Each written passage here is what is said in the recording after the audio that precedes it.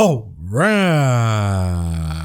Today is Sunday, June 16th. This is a recap for the stock market activities this week and an outlook for the week to come. Now, folks, I got a good one for you tonight. Happy Father's Day. Hope all of you are enjoying the weekend and you got new cool gifts for Father's Day. Even though, the Mother's Day, they got the brunch thing, but for us dads, we get shitty gifts. I mean, I know some of you gun nut kind of dads, sure, you want an M16 for Father's Day because you want to do some hunting, right? Shooting at some poor squirrels and then, whoops, an accident, you shoot your wife so you can collect the life insurance policy, got it. But for the rest of us, we get shitty gifts. We get ties. What are you going to do with a tie? Nobody wears ties anymore. What else do we get? Tools? What am I going to do with a new screwdriver? Hey, look at what I got for Father's Day. I got a piece of donut that says Dad. Hey, Dad, here's a piece of donut for you. Now you can go yourself. But anyhow, happy Father's Day to everybody except the creepy fathers. Like your cult leader, Reverend Elon Musk, your Lord and Savior, who walks randomly to his subordinate employees and says, do you want to have my babies? And then if the lady says no, she gets demoted. If she says yes, she gets promoted. Unbelievable. If anybody else does that, they'll be Me Too'd and gone. But because he's your Lord and Savior, the cult, he keeps going. And we had fun with this story, man. It was amazing. For the last video that we made in this channel, it is absolutely creepy. That's the guy you're worshipping. But speaking of Father's Day, I mean, even Daddy Musk is a creep. So the apple doesn't fall far from the tree. Daddy Musk wants to have more kids. Guy's like 80 years old, but he has a contingency. You gotta be under 35 years old. A little better than Leo DiCaprio's 25, but still creepy. Not to mention, of course, he banged his daughter and he had a kid with her, so. But folks, speaking of Father's Day, just so you understand, because a lot of women would say, yeah, Elon, I'll have your babies. Go ahead. Like, baby mama number 11, whatever number she is. Here's the problem, though. Just because daddy is rich and successful, because daddy got the killer gene, doesn't mean that the kids are gonna inherit all of that. Because you can brag right now, oh, my kid is like 10 years old and he can already count to 5. Yeah, who gives a f? Let's wait till they become teenagers. That's when we see the real deal. When the kids are autistic and they're spoiled brats and they can't do anything and they screw up your legacy. That's why a lot of successful men actually refuse to have kids, to preserve the legacy. Because there's a learning curve. Of course you need the killer gene, but there's a learning curve. And your kids, if you're rich and famous and successful already, you're probably going to spoil them. So they're never going to have the learning curve, even if they got the killer gene. They're probably going to end up destroying your legacy. I mean, look at what's going on with Tyson Foods. The spoiled brat, the heir of the Tyson Foods empire, who's now CFO, of course he got the position because of nepotism. He's dumb as rocks. In reality, he got caught again, driving under the influence behind the wheel and doing ungentlemanly things. I don't know if you watched the show Succession or not, but the whole premise goes around this media empire mogul, Logan Roy, who's a killer. And now he's looking for which one of his kids will be the successor of the company. And of course, all of them are spoiled brats. They're not suitable to succeed his legacy, especially the older one. They always say, oh, the older is the one who's going to inherit the killer gene. Not really. This one was the dumbest in the show. He didn't have the killer gene. It turns out of all of his kids, the one who got the killer gene is actually the daughter. But if you watch the show, she also got her own problems. So maybe you're going to inherit the killer gene, but not the learning curve, though. Anyhow, happy Father's Day to everybody. Whether you want to have kids or not, destroy your legacy or not, that's up to you. What do I care? But look, this was a really interesting week in the stock market and the economy because we've been talking about this for a while, by the way. If you notice what the media has been talking about recently, it seems that all of them are secretly watching the Maverick Wall Street show. Because we talked about this a few weeks ago, the Great Divide, that everybody says, oh, the economy, the best ever, but then you peel the onion. And you got the super rich doing okay and the rest of the economy is not doing pretty good. You got the super mega cap companies in the stock market doing pretty good, but the rest of the market is crashing. And now all of a sudden the media begins to catch up on all of that. Oh my God, is this sustainable? Is this really a sign that the economy and the stock market is healthy or not? This week, we got a significant sign of weakness of the market and the economy. And it begins with how the bond market has been reacting. You see, there are two ways when you look at bond yields, not the price, but the yields. When they drop down, you can look at it as good for the economy because it increases liquidity. It makes financial conditions easier. Lower rates means you can borrow more and pay less for that. But you can also look at the drop in bond yields as a warning sign that something bad is about to happen to the economy. How do we distinguish between one or the other? Now, we know that propaganda minister Janet Yellen has been manipulating yields on the longer end of the yield curve. Think the 10 to the 30-year bonds. She has been manipulating those rates down to do what? To increase liquidity, to ease financial conditions, to pump the market higher, to keep the economy afloat before the elections. We talked about that in details in prior videos. But then there's the other way. When bond yields go down regardless of the manipulation, probably the manipulation exacerbates the degree of the drop. And that's a warning sign that, yeah, rates will go down because the economy is getting so weak that it requires lower rates to survive, to be rescued. How do we know which one is which? Now, of course, you can have some reasons like we got this week about the geopolitical risk, about political risk, election risk, that could hammer bond yields down. For example, you have the Wall Street Journal James McIntosh. He's a great writer, by the way. By great writer, I mean if you have some time while you're sitting on the toilet, you might want to consider reading his articles. Otherwise, don't do it. But he says why bond markets are so spooked by the French elections. So if you're not aware, we got the EU Parliament elections, and the results were not, let's say, how the establishment wanted it to be. So we got French President Macaroni, who came out and said, you know what, I'm going to do a special elections now because we want to see if this is for real or not. And folks are saying, this is stupid. Why would you do that? What happens if you actually lose? So we've seen the French stock market crashing this week. And on Friday, it was not just the French market. It was the German market. It was the British market, it was everything. All European equities were going down dramatically. And something bad is going on in France right now, to the point where we see the cost of insuring against French default, the CDC, remember the credit default swaps, shot up significantly higher. This is a major warning sign that something is about to break in that economy. Now, we can look at it as, okay, it's just folks being spooked, but in reality,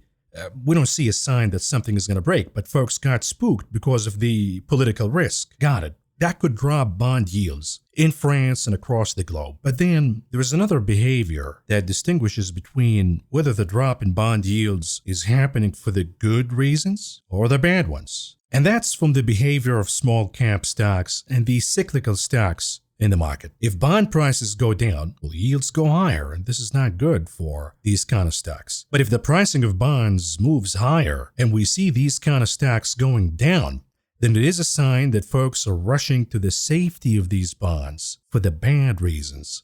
And recently, here's a chart in white, the TLT. This is a proxy for the price of bonds on the longer end of the yield curve. Think the 10, 20, and more. And then in orange, you got the IWM, the small cap index. You can see the correlation. They go down together, they go up together. But recently, we have seen the TLT moving higher, meaning bonds are being bought. But the IWM is going down. And this is how we know that, at least for now, the rate on bonds is going down for the wrong reasons, because folks are rushing to the safety of bonds. And that's not good behavior for the economy or the market. The other warning sign that we got, look at what happened to the dollar. This week we got the CPI, aka the CPLI, the inflation report, and they showed us that month on month, there was no increase in inflation at all. And the reason is, when we knew it.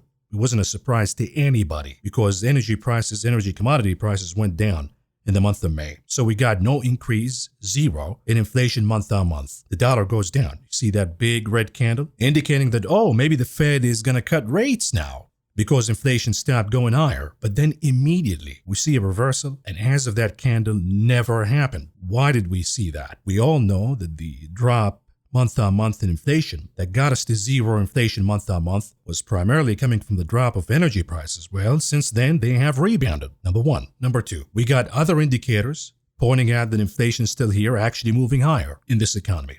But number three, and the most important one, we talked about this in details last year, video after video after video, that we're going to get to a point where the ECB and the Bank of England will begin cutting rates before the Fed. And when they do, the value of the British pound and the value of the euro will plummet. And that's going to cause the US dollar to move higher. And as the value of the US dollar moves higher, that's restrictive to the economy. It's good in fighting inflation because now the value of your dollar worth more, but it also crushes the mania in the economy and the stock market because it's not easy for multinational companies to make profits anymore when you have a higher dollar. Folks, we'll talk about this and a lot more in this show. This is one of the best shows, at least in my very humble opinion. Maybe biased, but I would say it's a good show. We're going to talk about the inequality of the market. This is the unhealthiest market in history, and I'll show you in details the warning signs. Then we're going to segue to talk about bears, stock market bears who are disappearing day by day, even the grizzlies, the big ones. And isn't that another warning sign? Then we're going to talk about Generation C. And C stands for a 4-letter word that starts with a C, ends with a K, and has a UC in between. Okay? Because when we talk about the differences between dot-com bubble and now, or 2008 and now, yeah, there are differences. And the differences are we've never seen the public worshipping the oligarchy in Wall Street and actually handing their wealth voluntarily to the hands of the oligarchy and cheering for them. We've never seen that before in prior crashes. And then, of course, we're going to talk about the Fed's next mistake and how are they going to handle things and cause an absolute disaster. Without further ado, let's dive right into it, folks.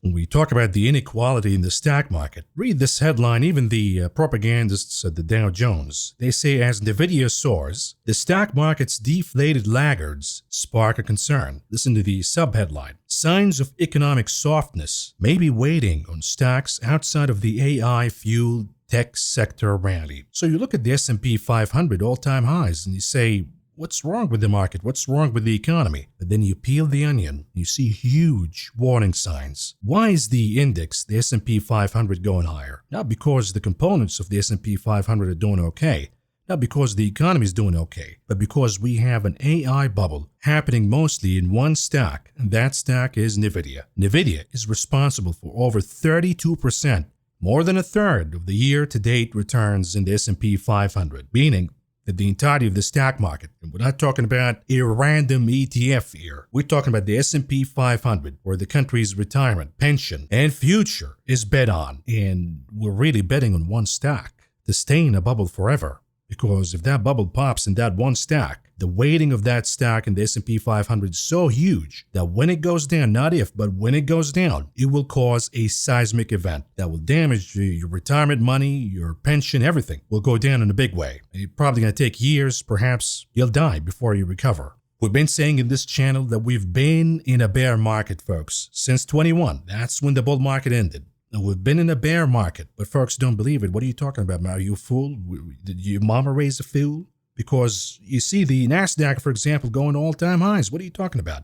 Look at the advance to decline line. We stopped advancing in 21. It's been decline after decline after decline, which means that the NASDAQ is not healthy. The majority of the stocks in the NASDAQ are going down.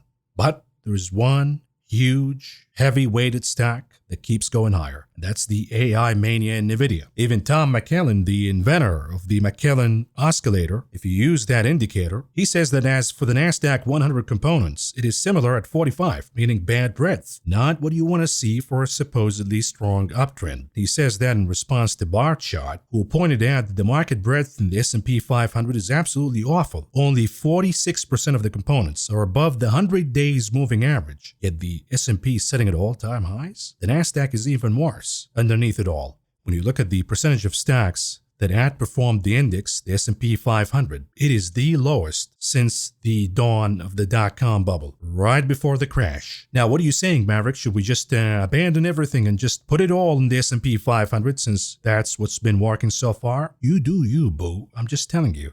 It's going to last until the AI mania blows up. When the AI mania blows up, the S&P 500 will be the worst place to be. It'll be declines like you've never even imagined before. You'll think that, oh my God, the market's down 25%. It has to be oversold. We're going to rebound. Next thing you know, we're down 30. That's the passive investing bubble that we've been talking about for years now. When the passive investment bubble goes down, that's, by the way, way bigger than the AI mania, which is you have this lazy behavior since 2008, 2009, where any scumbag can call themselves a money manager, an asset manager, grab your money, park it in the ETF and the S&P 500. The Federal Reserve manipulates the market higher by pushing bond yields down, and everybody's a genius. Everybody wins. The stock market just keeps going higher and higher and higher. All of this money is now tied in the passive investment bubble. And the death of the passive investment bubble, multi-trillion dollars, will be the pop of the AI bubble because these huge names, NVIDIA, Apple, Microsoft, when they go down, not if, when they go down, their huge weight will make outsized losses in the S&P 500. And that's going to be contagious. Everybody's going to panic. Everybody's going to freak out. and dump other stocks too, and they're going to exacerbate the drop in the S&P 500. And after the passive investment bubble is done, after it dies, it'll be a good thing because we'll go back to active management, rewarding hard work. You do the homework, you study company after company individually. You look at their finances, their reports individually, and you make your picks. And you're rewarded if you made the right picks. But in this environment that we got in the last 10 years plus, everybody's rewarded. The smart, the dumb alike, doesn't matter. You'd actually get punished if you want to be smart and do active management and pick your stocks. But fortunately, active management will make a comeback. That's going to be after the crash though, for now. We look at the weighting, the top 10 stocks as a percentage of the weight of the S&P 500. We've never seen this before. Almost 40% of the S&P 500 is comprised by 10 stocks. And again, back in the dot-com, the big guys can go down. They're only 25%, which was insane back then. Now they're 40%. If they go down, nobody will give a shit if the other 490 stocks actually go higher because they can go higher all they want. When the 10 go down, they'll take the index down with them. And chances are when they go down, the other 490 will continue to go down. And here it is, folks. S&P 500, the SPX weekly chart looks beautiful, right? Huge uptrend, bull market goes to all-time highs, no problems here. But then you look at the equal weight S&P 500, equal meaning that every name has an equal weight. NVIDIA has the same weight as Boeing. Some folks will disagree with that, but this is how we assess the health of a market rally, whether it is indeed healthy or not. The RSP is the equal weight ETF. Well, guess what's going on right now? It's looking okay, but it's been flat since the top in 21. It hasn't been doing anything at all, and it appears that it's about to break to the downside. Maybe a lower high, and then we go down from this point on. Matter of fact, when you look at the equal weight, the RSP versus the S&P 500, it's been underperforming the S&P 500 by the most since the year 2008. Major warning signs saying that the stock market is not healthy. It's only going higher because a handful of names in a bubble. Now, you look at the NDX, the NASDAQ 100 weekly chart, looks beautiful, breaking to the upside, all-time highs, right? Now look at the NASDAQ equal weight. It's been almost flattish since 21. Why do we see this divergence? It's the outperformance by a handful of names. The AI mania. If this market was indeed in a bull market, if this economy was indeed the healthiest and the best economy ever, then shouldn't we see the cyclical side of the stock market outperforming, or at least doing okay? When you look at the IWM, the small cap index, always, any recovery, any bull market has been led by the IWM, the small cap stocks. Why? Because the ladder for these small caps to perform is a lot steeper. If the economy is a little tough, they can't make it. They're the first one to fall. But if the economy is getting easier and things are recovering, they begin to benefit more. They can borrow money. They can expand. So when we see huge underperformance by small caps, it's not a good sign for the stock market, not a good sign for the economy. Look at the IWM small caps versus the SPX, the S&P 500. We're breaking to the lows now. If the chart is trending higher, it means the IWM is outperforming the SPX. Trending down meaning underperforming. It's been underperforming by a lot. If we have a healthy economy and a great stock market, then shouldn't real estate be leading a recovery or leading an expansion phase in the economy and the market? But what we see is the IYR, the real estate ETF versus the S&P, also breaking down. How about the IYT, transportation, Dow theory, right? If the economy is expanding and recovery, then we should see transportation leading the way. Transportation is crashing right now versus the S&P 500, breaking to the lows, even lower than the pandemic crash of 2020. How about the KRE, regional banks? If the economy is healthy, if the expansion in the stock market is just at the beginning, we should see regional banks, the lender for small businesses, the heart and the core of the economy, thriving. We actually see the KRE versus the SPX breaking to the downside, meaning that regional banks continue to underperform the S&P 500. And this underperformance is becoming the gap between the S&P and the underperformance of the KRE is getting wider. How about biotech? The XBI, expansion side of the economy, biotech, usually companies with not a lot of profits, but a lot of promise. And if we have easier conditions, if we have an expanding economy, this should do pretty good because that's where you should be betting on. The potential of it starts down here, but since we have a great economy, a few years from now, biotech companies will make more money. But this is not what we see. We see the XBI continuing to underperform the SPX by a lot. How about the XLE energy? If we have the expansion phase in the economy, great stock market, then demand for energy should be going higher. On the contrary, we're probably seeing the XLE energy breaking down relative to the SPX, the S&P 500. How about the XLF financials? If the economy is expanding, folks, if the stock market is in the greatest bull market ever, as the perma pumpers say, then it should be led by financials. We see the XLF relative to the SPX actually crashing down. XRT retail should be doing okay in a bull market and a healthy economy, but hasn't been doing pretty good, and appears that it's going to break to the downside here and expand the performance gap between it and the S&P 500. XME metals, again, in a healthy economy, demand for copper, demand for metals, steel, should be going higher. But now we see the XME actually probably going to break to the downside versus the S&P 500. What about the XLY? Consumer cyclicals. That's what the consumer is. Healthy economy, right? That's also making lower lows, breaking down relative to the S&P 500. How about the XLV? Healthcare.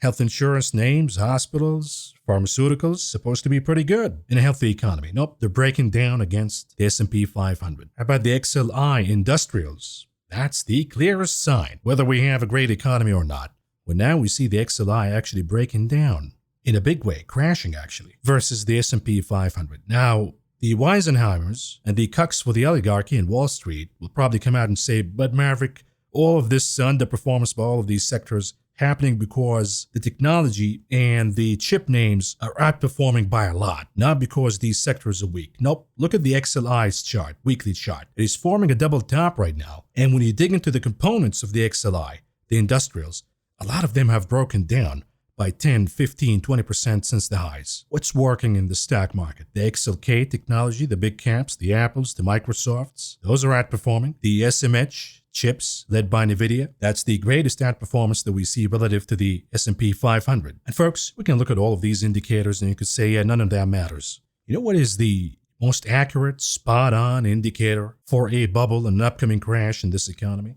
I told viewers of the show this story before. That back in 2007, this is how we spotted the problem with the economy and the upcoming crash. It is the stripper/hooker indicator. When strippers and hookers begin talking about the economy and the stock market and maybe it's a good time to invest, get the hell out. And you know that this indicator right now is on fire. Don't nod your head because your wife is watching the show next to you. Don't out yourself. It's Father's Day. You don't want to lose everything right now. But remember that scene from The Big Short when he goes to the stripper and then he finds out this is before the housing crash, 2008. How many homes do you have? And she says 5 homes and a condo. And that's the moment when he realized that, okay, we are in a bubble and the crash is coming. 200% on all my loans? What do you mean all your loans? We're talking about 2 loans on 1 house, right? I have 5 houses and a condo. Hey, there's a bubble.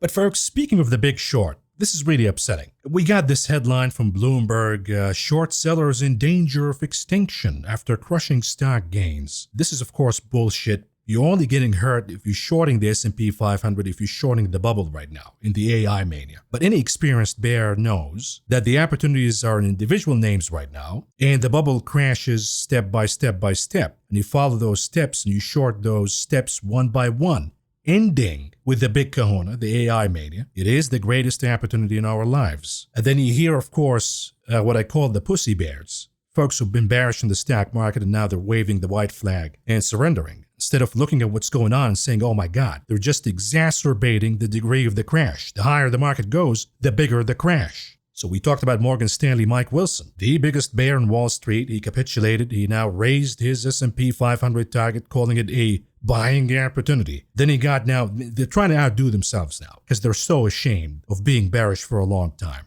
You got Julian Emanuel, who said that the 2024 target for the S&P 500 is 4,750. Now he flip-flops and says, no, it's going to be 6,000. We have the early innings of the AI revolution. What a clown. Nobody's going to respect that. They're just going to see you as a clown who flip-flops based on the flow. But speaking of The Big Short, I was watching the podcast with the Big Short guys, and these guys are the grizzlies. Thick fur, big bellies, huge claws. You'd think that these guys are the most hardcore bears out there.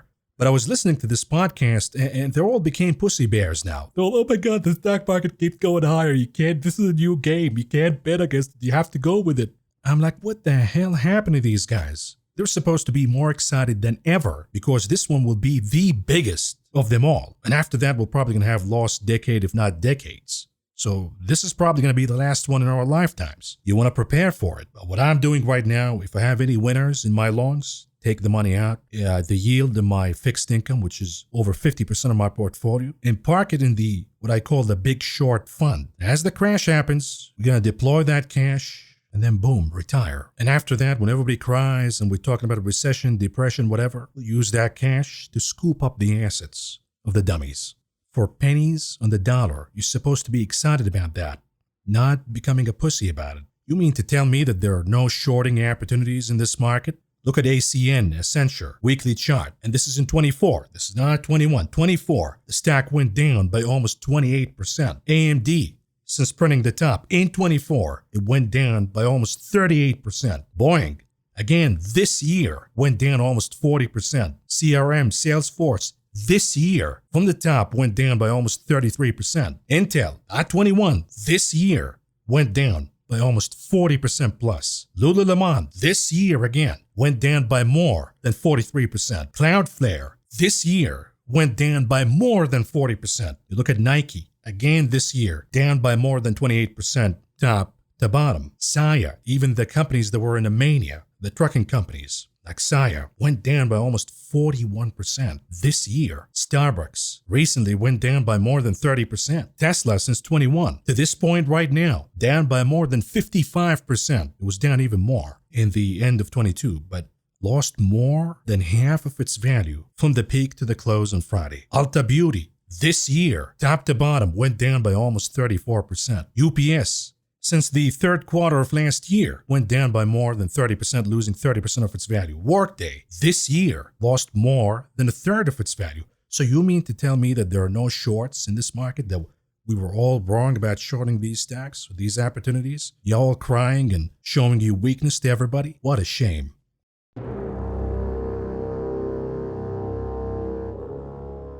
We talk about the differences between now and 2008 and dot-com bubble. There are really little differences. All bubbles act and react the same way. And the warning signs also the same. But people tend to forget and say it is different this time. You know what's different about this time? It's this generation cuck that back in 2008 when the crash happened, when Wall Street was ouching, the public said, good. Let them get hurt. We're only hurt because our retirement money went down, because our home values went down, because we were chasing that part of the mania. You know, when your maid has 3 homes and you're looking around saying, okay, how's that going to end? Now when you hear the cab drivers, the strippers talking about the S&P 500 and NVIDIA, you're like, okay, how's that going to end?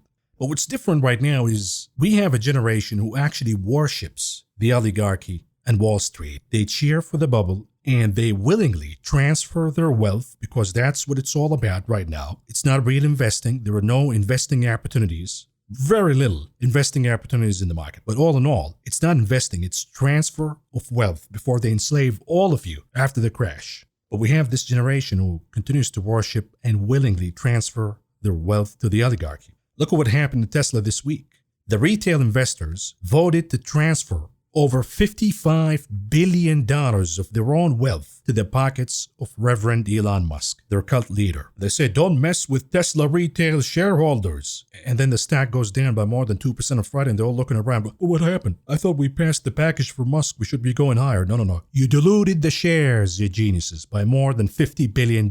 It's a zero-sum game. The money doesn't come out and fall from the sky or grows on plants. The money is transferred from one hand to the other. If you're giving Musk over $50 billion, where do you think that money's coming from? It's coming from your pocket, baby. Now look, I have nothing but admiration to Reverend Musk because he's the only cult leader who managed to transfer the wealth from his sheep culties to himself without even doing yoga. It's amazing. We should all go down if he actually does it and sells $50 billion plus and dump the stock on his sheep culties. We should all go down and suck him off. And then, of course, after the package passed, he felt a little guilty. Like, oh my God, are they really that dumb? Did they really just give me $55 billion out of their own pockets? And he tried to make you feel better by saying, oh, guys, you know, it doesn't matter. You're going to be rich. Just keep holding on your Tesla shares. It's going to be a $25 trillion company once we're done with the robots. You know, the robots that we've been talking about since 10 years ago. They never showed up. And then look at GameStop. The retail investors transferred over $4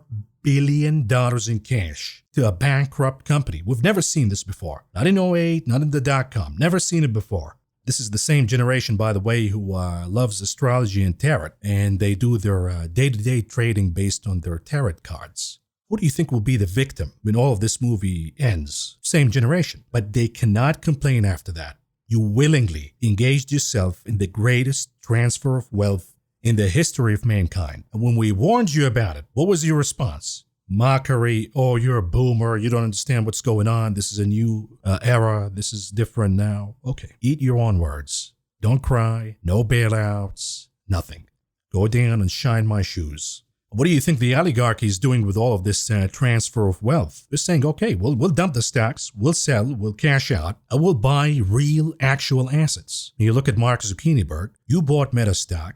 You're happy right now because you're up 50% on paper. But if you don't click the cha-ching button and you cash out like Zucchini's doing right now, it doesn't count because if the stock goes down, what is the point in riding an expensive roller coaster? Again, zero-sum game. You buy, he cashes out, the money transfers from hand to hand. Zucchini, we talked about this before. He bought islands in Hawaii, and he bought all of the properties beachfront and locked up the land, closed it for himself. Now he wants to do the same thing in Lake Tahoe. We're allowing this criminal behavior of the oligarchy to shit in our head, and we look up and we say thank you for the hat. They keep scooping more and more and more wealth. And the sad thing about it this time around is we willingly enabled that behavior. We willingly gave our money to these characters. And guess what's going to happen when everything goes down and the economy crashes? Musk and Zucchini and Ohana, Mark Benioff and Bezos and all of these characters, they will scoop more assets for pennies on the dollar. And the concentration of wealth in this country will expand to astronomical levels. What do you think the product of that? Read history, French Revolution, guillotines, that kind of stuff. I'm just not sure this time around whether the Gen Cuck, will they actually get the memo after it happens and they'll be the one who revolts? Or will they still bow down to their cult leaders? In any case, before we segue to the market information, let's talk about the CPI report and what's going on. What's going to happen here from the Fed? Because that's going to be the next disaster.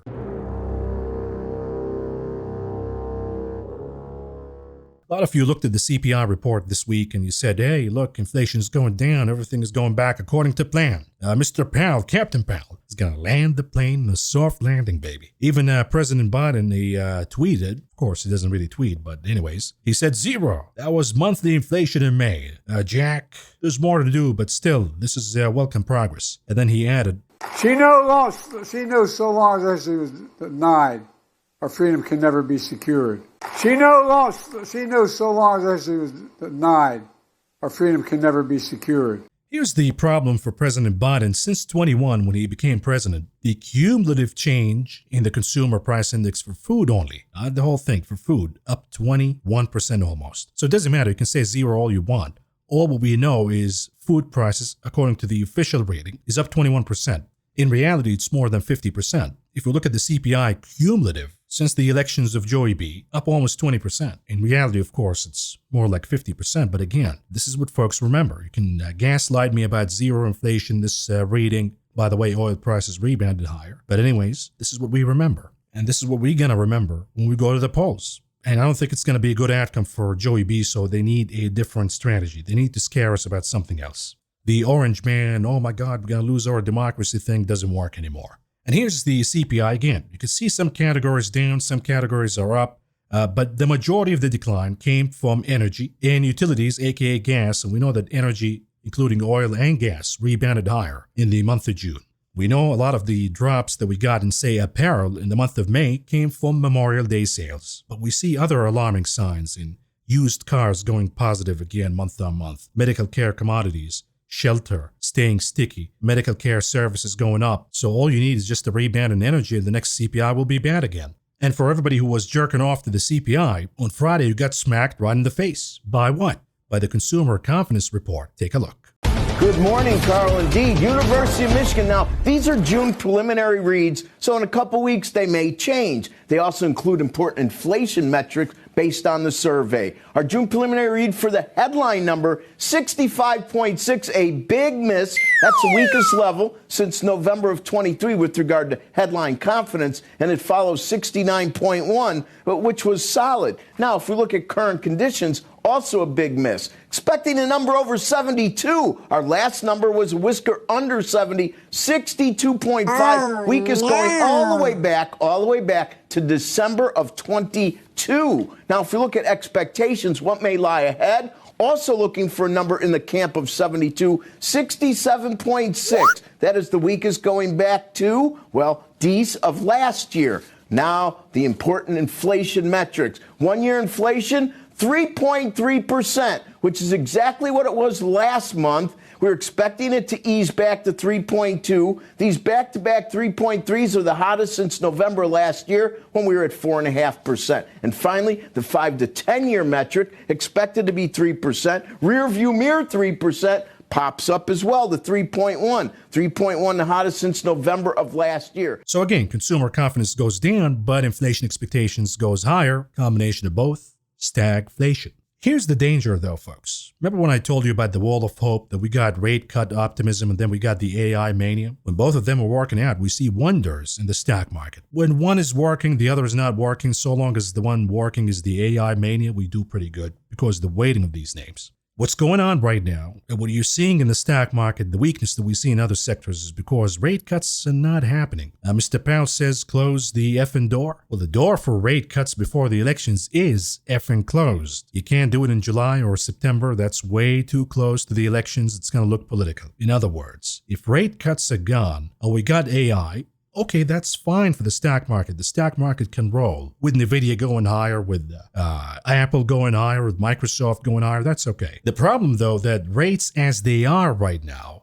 are way too high for certain segments of the economy. Think the lower end of the consumer, racking up a lot of credit card debt, and now we see the delinquency rate moving higher. Think about what's going on in commercial real estate. Think about what's going on in regional banks. The held-to-maturity losses, according to the latest report by the FDIC, are staggering, meaning that it's just a matter of time before something blows up in those weaker sectors of the economy that are being pressured by rates as they are right now. Okay, when that happens, what will be the response by the Fed? They're going to begin cutting rates aggressively to stop the flood. With what we have right now, the AI mania, and the wealthy consumer doing fine, and the stock market mania and all of that, what do you think rate cuts will do? Well, here's a reminder for you. We go back to the episode in 2007-2008 when the Fed raised rates to 5.25%, and then we began seeing problems in the market. And by the way, they raised rates because of the housing mania. We began seeing problems in the economy. What you're looking at right now is the weekly chart of the WTI crude oil. We've seen crude also going down, as the expectations was, hey, if rates stay higher for longer, the economy will be in a recession. And of course, if you're anticipating a recession, the first thing you hit is energy prices. Oil goes down. But then as we begin to see some weakness in the economy and things breaking out, the Fed freaked out under the Bernanke regime. They began cutting rates in 2007. Guess what happened after that? Oil prices surged significantly higher, almost tripled since the bottom of 2007. And then what did the Fed do? Pausing rate cuts, raising rates again to mitigate the rise in inflation, the renewed rise in inflation. But the damage in the economy was not remedied by rate cuts. So the moment they flipped to raising rates and pausing the cuts, guess what happened? The economy blew up. And I think that we're heading to the same mistake again. When you plug in the SPX, the S&P 500 in orange, in this chart, you can see that once we began cutting rates for the wrong reasons, oil went higher. The market actually went down. So we go back to the wall of hope. Maybe initially, when the Fed panics and cuts rates because something is breaking, we actually see the stock market recovering and the AI mania going higher. But then as we realize that, wait a minute, commodities are now going higher again, and the Fed will probably have to flip-flop and raise rates again, that's the moment when the market realizes that, okay, they lost control. The Federal Reserve lost control, and the plane is going to crash. We begin to see panic in the economy, panic in the market, and the whole thing goes down. Until then, folks, we still got a market to play. And for that, let's segue to the market information. We begin with the closing of the indices on Friday, and here we go. The diamonds in the red by 57.49 points, or a loss of 0.15%. The Nasdaq was positive by 21.32 points, or a gain of 0.12%. While the SPY, the spider, was down marginally by 2.14 points, or a loss of 0.04%. The weakness in the Russell, really notable. because yields are down, but the Russell keeps crashing, and the Russell 2000 was down 3.21% or a loss of 1.59%. On Friday, the sectors that are performing, comm services, Meta, Google, and then you got technology, Nvidia. The rest of the market is going down. If you look for the week, what's performing by far and keeping the indices higher? Again, technology led by Nvidia and Apple. The rest of the market is going down. You got comm services, that's Meta, Google, really the highest weighting. Real estate, the algorithms buy it when we see rates going down, but it's not a sector that's going to do pretty good because rates are going down for the bad reasons. Something blows up in real estate and the whole sector goes poof, gone. I trust the signal from the IWM, small caps, from regional banks, from biotech, from retail, and real estate all in all been weak, by the way. We'll look at the charts in a minute, but how about the market breadth on Friday? No different than the rest of the week. Awful, pathetic.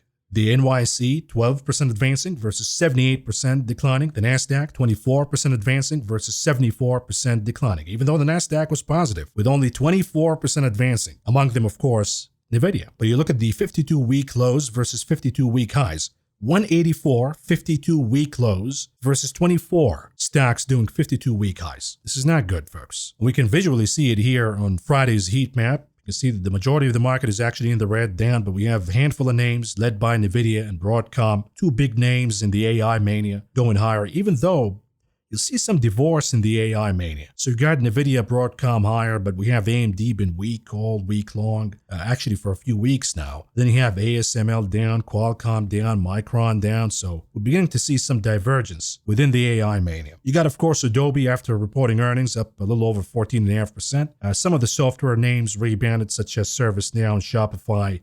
Netflix caught a bid on Friday, but besides that, folks, the majority of stocks were down on Friday. If we contrast this with the weekly heat map, you can see it even clearer. The majority of the gains came from the AI mania / the big cap mania. So you got Nvidia up about 9%, Apple up over 8%, aka about a little over $300 billion in a single week. Why did that happen? Because Apple revealed that they have a new calculator on the iPad. Oh my God. Wow. You got Microsoft up about 4.5%. It appears that Microsoft is breaking out. So you got to keep an eye on this chart. It might lead the market higher from this point on. And then you have certain names with a drop in yields actually responding, such as Home Depot, up 6% for the week. Of course, we have Google and Meta. Those go with the multiple expansion mania in the big camps. You have Eli Lilly going higher because of the Ozempic mania. But then the rest of the market, banks, industrials, energy, metals, healthcare, cyclicals, defensives, everything went down. We look at the heat map for the ETFs in the week. What do we see here? TLT, TMF higher for the week. What does that mean? Bond prices higher, bond yields down. Well, gee, that's supposed to be good for the IWM small caps. Not really.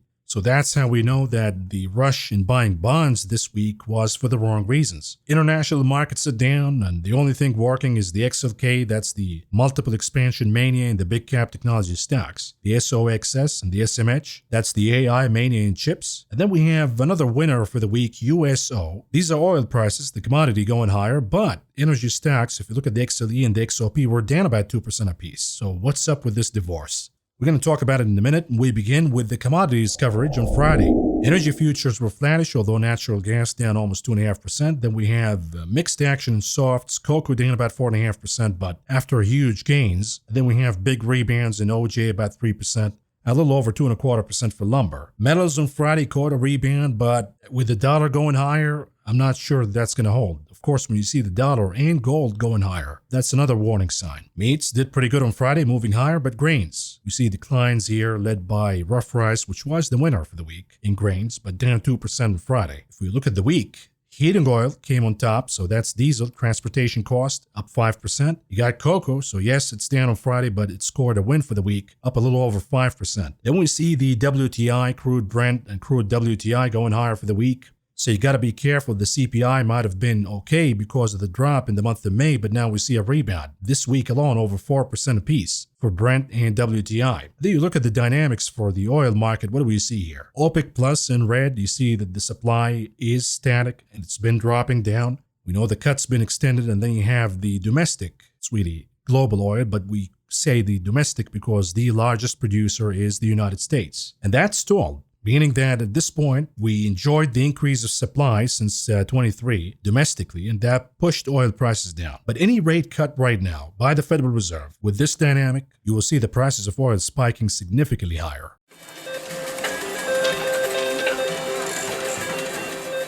Moving on to the big casino, the options market. What do we see here? We'll look at the flows on Friday. NVIDIA, the hottest table by far. I mean, we're talking about almost 8 million contracts traded on Friday alone. This is bigger than anything we've seen before, bigger than Tesla, than Apple, even at the peak. And this is the problem with NVIDIA. A lot of folks say that the splits are good, but when you split the price and make it cheaper, it's not going to really encourage retail investors to buy. Maybe some smaller investors with pennies here and there. Whoever wanted to buy NVIDIA, they're already in it. You're going to actually encourage the shorts to begin to short NVIDIA because now it's cheaper. So you'll see huge volatility in this name. We're seeing the upside right now. We haven't seen the downside, which will be exacerbated because of these cheap options. And they're not really cheap, but they're cheap relative to what they traded before pre-split. When you look at the ratio of calls versus puts, it's not even close. The majority are betting for more upside. They're betting on the calls to the 60s, 70% versus the puts. And what is that doing? That's dropping the VIX down. And we talked about this before in a prior program. The cost of hedging, aka buying puts in your portfolio, is the cheapest since 2006. So again, when everybody's euphoric, take advantage of cheaper hedges to weather your portfolio in case we see an event that comes out of the blue. And you're going to do it at the cheapest rate you can get, at least since 2006. Looking at the bull versus bear flow from option strat, what do we see here? We see the SPX, cash index, AVGO, Broadcom, Tesla, Dell, LQD. This is corporate bonds. All bullish flows. Bearish flows, we see Supermarket Computer, MicroStrategy, Coinbase, IBM. The RSP, the equal weight, S&P 500. Let's talk about the unusual activities. We begin with the bullish ones. We have one for Tesla calls, betting that Tesla is going to move higher post the transfer of wealth from the retail investors to Elon Musk. We'll see. But they bought the 185 calls for two expiration dates, the 14th of June and the 21st. They usually do that because they want to de-risk. That's why they split the trade into two different expiration dates. All in all, they paid a little over $9 million for those. Here's another bullish one. This is a sell though, for Dell. Highly unusual. Somebody sold the 115 puts. When they sell the puts, they're betting that the stock will go higher. It's just another way of buying calls. It's the same thing. Depends on what the trader is aiming for. Here, the trader aimed for collecting premium. So they sold the 115 puts, expiration date August 16. They're comfortable that the stock is not going to go down to 115 or below by the expiration date, and they collected about $2.5 million from this trade.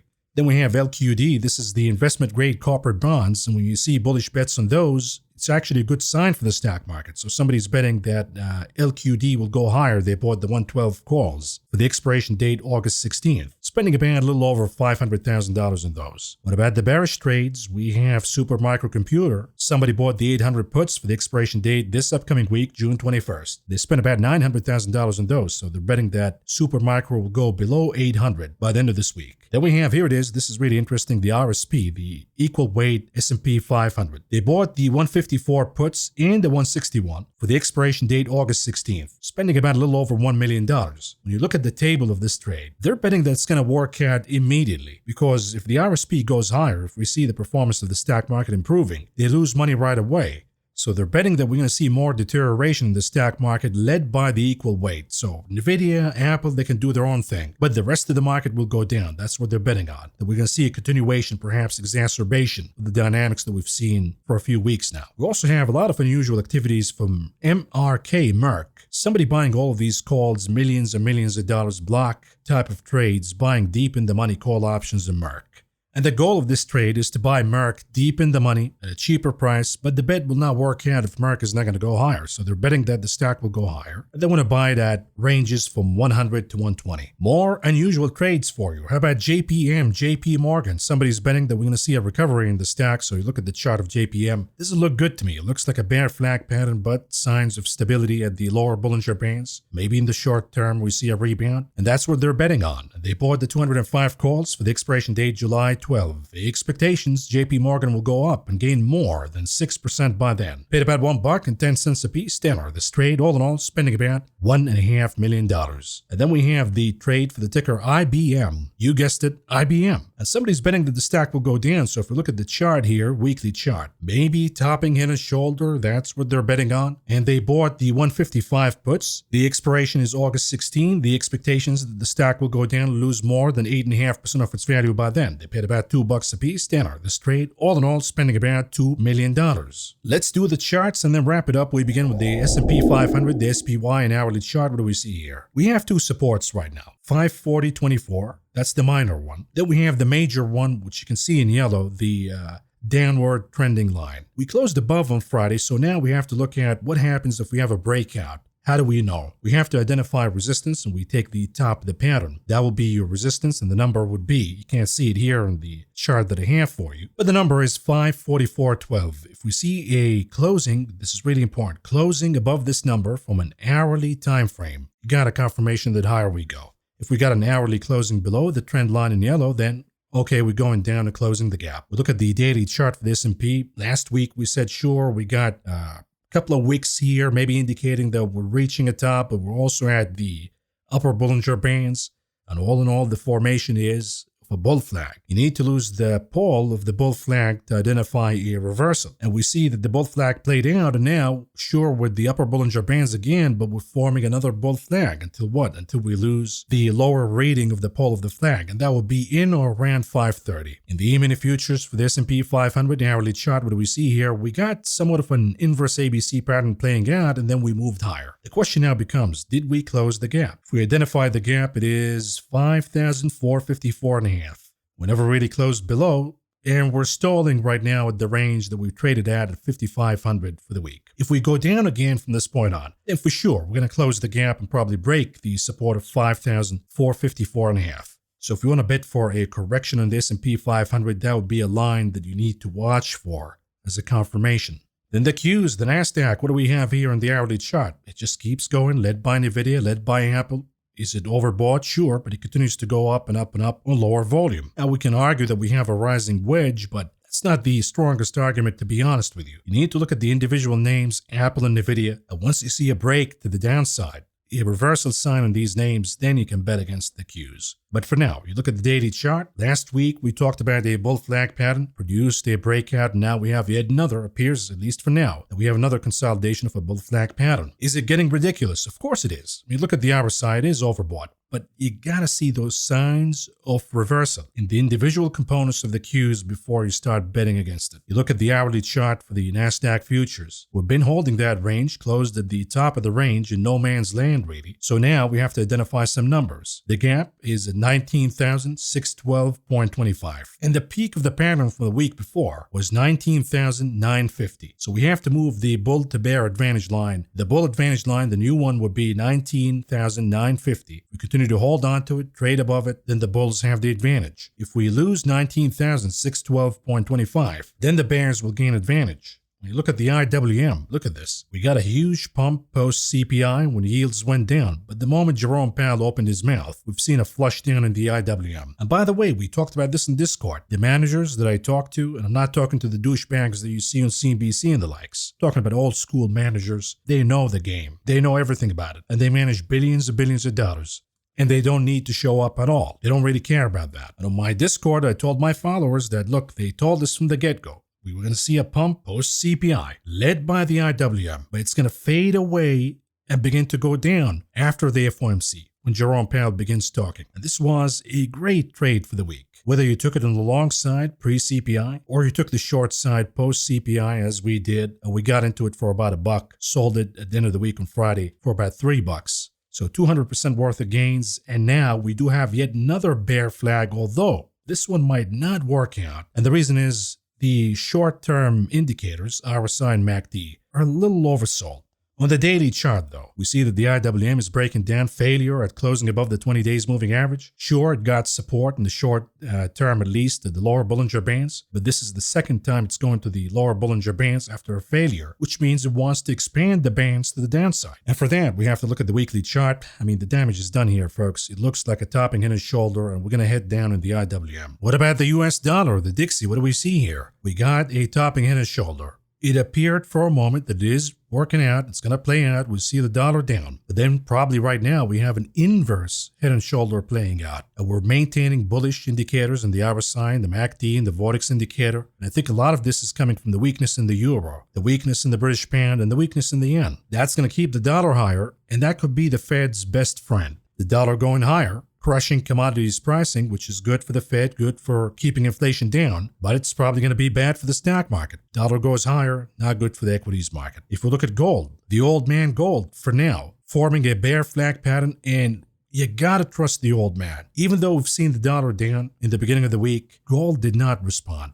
The old man said that the silly game that they're playing in the stock market by overreacting to the CPI, I'm not going to participate in that. I'm going to still maintain a bear flag pattern because I'm not sure that the dollar is done for good. It's going to go down from this point on. And once again, the old man is proven right. We see a rebound in the dollar, and now gold maintaining this bear flag pattern. Watch out, folks. If you begin to see the dollar and gold moving higher together, that is a major, major warning sign, specifically if it comes along with bonds going higher. The trifecta. If it happens, something bad is going on. What about GDX gold miners daily chart? Again, if we have a rebound in gold, sure, the gold miners will go higher. But gold miners are not my favorite right now. I'd rather be in physical gold or in the GLD because we talked about this before. You can see the spot price going up. But these miners have expenses and they have other problems. And the likelihood is if we have a stock market drop, the gold miners will go down. Maybe the degree of the shot will be muffed by gold going higher. But the miners is not where you want to be if you're being bullish gold. The SLV silver. I've been waiting for 26. That's my buy. If you think that we've done enough at the 50 days moving average in blue and silver is going to go higher, go for it. If you're confident, go for it. But for now, for me, I think with the higher dollar, we're supposed to see metals down. If I'm proven otherwise and we see both of them going higher, then I'm not going to wait for 26. I'll go long silver right away. But I haven't seen enough evidence for that. You look at UK oil Brent daily chart, what we have here, it appears as a bull flag consolidation pattern, erasing a lot of the losses since the month of May. But now it's imperative that gold goes higher and recaptures 85 as support. For now, we're seeing it stall, but it is stalling in a bull flag pattern. So if we lose the 20 days moving average, then we can say, okay, there's a failure in the bull flag playing out. What's up with oil stocks though? The XLE has been trending down, even though the commodity is going higher. I think that we have a recessionary bid in the stock market, but the commodities traders are looking at something different. They're looking at supply demand. They're looking at the prospects of rate cuts. Who's going to be proven right? It's really hard to predict. But if we see the commodity, the UK oil chart that we just looked at, if we see the bull flag breaking out and moving higher, you'll see that XLE will play catch up. So we'll actually see an opportunity in buying oil stocks. But you gotta wait for commodities to do the break first. Now, if we look at the weekly chart for the XLE, could it be that we are at the support of the 50 weeks moving average in blue and we catch a rebound? That's a possibility. But again, wait for that confirmation from UK oil, US oil to play the bull flag and move higher. Then buy some opportunities in the oversold, really cheap XLE stocks.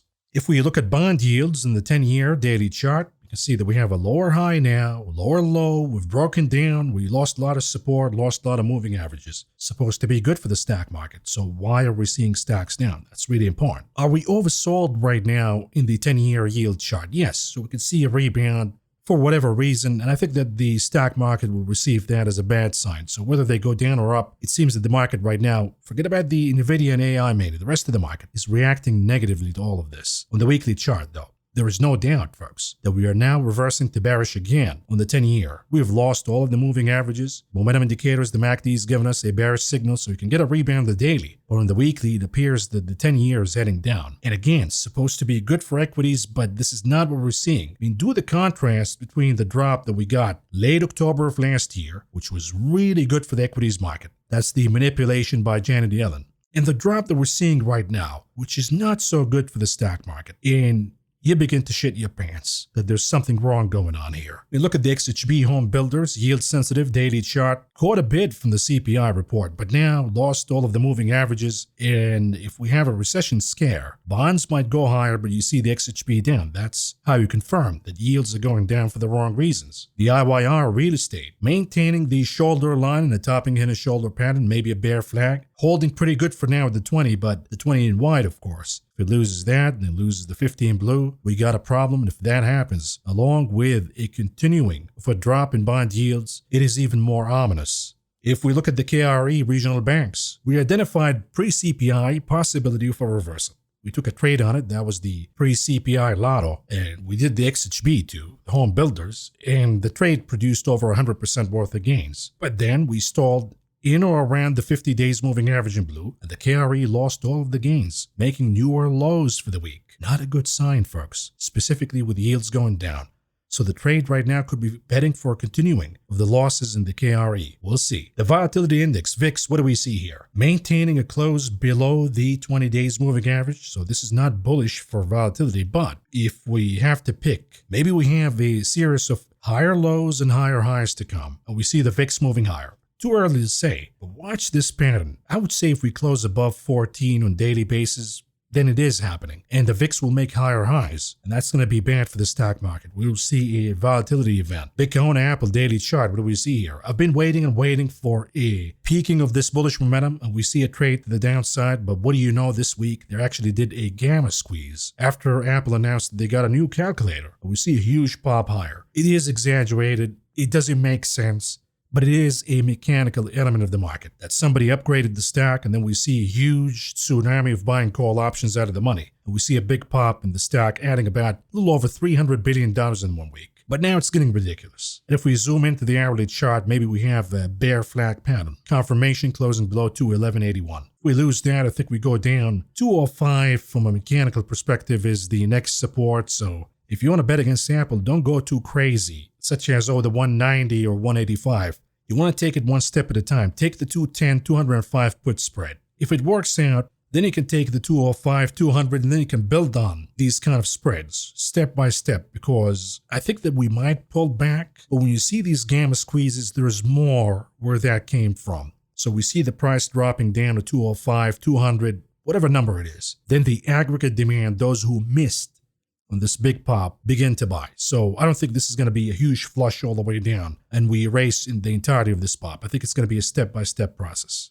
Souffle Tesla, hourly chart, what do we see here? We get a pop before the package approval from Mr. Musk, and then we see a bear flag pattern, followed by another bear flag pattern, and the entirety of the gains are gone. So now we have to zoom out to the daily chart. Did anything change? The answer is no. You still got 180 as resistance, you still got 168 and a half as support. Now, the bulls would argue that maybe we have an ABC breakout coming, sure. If we close again above 180, then you can play that bet. You can follow that momentum. It will probably go to the top of this pattern that you see here. The 200 calls would make sense at that point. But we love to go spreads in this channel, so it's probably going to be the 190-200 spread or the 185-195 spread. We'll talk about it when we see that happening. But for now, there is a chance that Tesla can break down and take 168.5 as support. If that is the case, then you want to go puts, not calls. So give it a little more time here and then follow the momentum. If we look at NVIDIA hourly chart, what do we see here? Without the loss of 127.16, you cannot confirm that NVIDIA is reversing at all. Now, what about the semi-reversal candle that we got on Friday? Maybe is the beginning of more to come, or perhaps a drop or a correction in NVIDIA, but we need to see more damage, folks. It's not there yet. I think that if we lose 127.16, it opens the path to closing some of the gaps below. And lastly, tulips. Bitcoin, what do we see here? It looked pretty good until we lost 67,000. Then we went back up and we failed to make highs. We failed to make a close above the 20 days moving average. And we lost 67,000 again. Now forming a bear flag pattern. Not good for Bitcoin, but not decisive yet. Losing 67,000 will of course open some bearish trades. But look at the weekly chart for Bitcoin. Lower high, perhaps. What is the confirmation? Losing the 20 weeks moving average. I think combined with 67,000, I don't need to see more. At that point, I'll be more aggressive in shorting Bitcoin. And the trades that we've seen, by the way, in the unusual activities on Coinbase and MicroStrategy, they're perhaps betting on this outcome. Again, if the dollar goes higher and we see risk off in the market, Bitcoin is going to participate in that and it's going to sell off. So I think that the dollar is also important relative to Bitcoin. Let's move on to the conclusion of this video, folks. What do we have on the economic calendar this week? Monday, the 17th, we have the Empire State Manufacturing Survey. It has been a disaster for a while, in my expectations. Still going to be a disaster. Then we have a bunch of Fed zombies speaking from Philly Fed President Harker and Governor Lisa Cook. They all lost credibility. Nobody gives a shit what they say anymore. Tuesday, June 18th, we got retail sales. This is really important for the health of the economy. We got business inventories, industrial production, capacity utilization, then a slew of Fed zombies from Baltimore, Richmond, Fed President Barkin, Fed Governor Kugler, Dallas Fed zombie Logan, and the new zombie from St. Louis, Alberto Mozalim, the replacement of,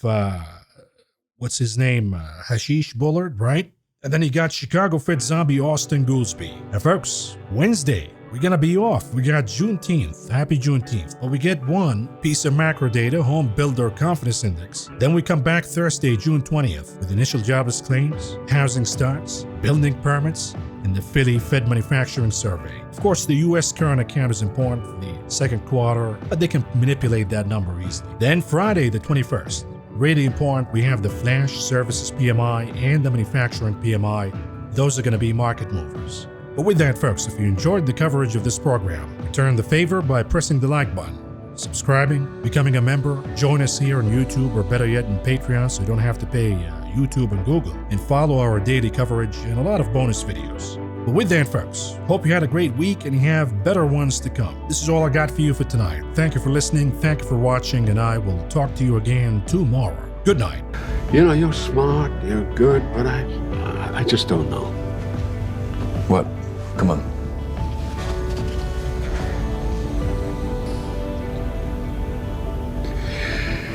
You're not a killer. You have to be a killer. Thank